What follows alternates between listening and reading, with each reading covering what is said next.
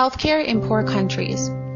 People in third world countries are suffering needlessly as they lack the resources, wealth, and ability to fight for their basic human rights like healthcare. When you're sick, you're not forced to walk 900 kilometers in raggedy shoes to another town because that is the closest doctor's clinic to your home. You don't have to wait in 40-degree temperatures to get medical attention.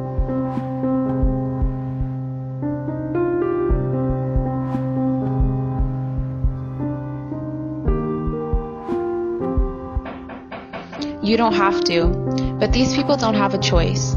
You do, however, have the power to spread awareness and take collective action to help these people get the healthcare services they deserve.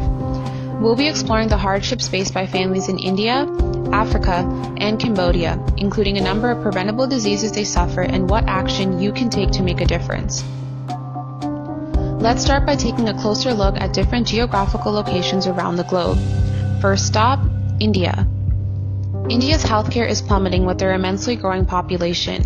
Not only are their numbers rising in size, but the rate of those living in poverty has reached over 1/2.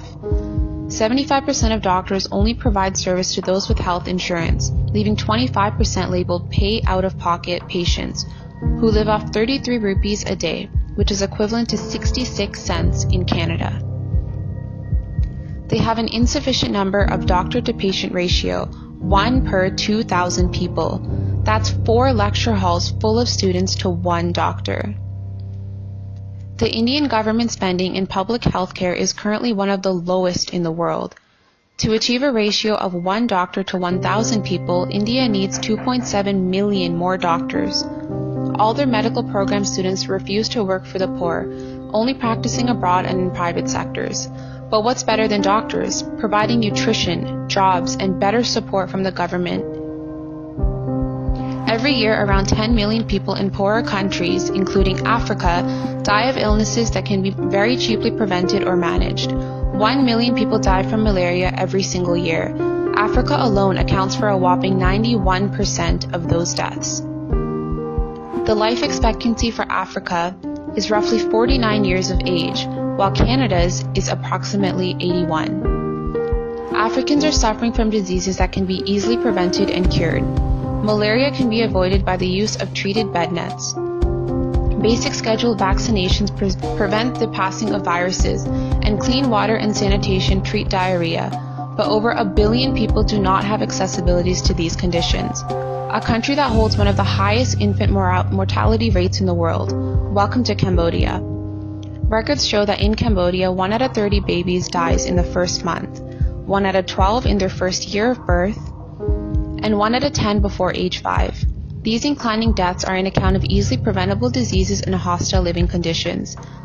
These rising death rates result in negative health impacts on families, including reduced ability to think and concentrate, poor health conditions in the future, and higher birth rates to compensate for infant mortality.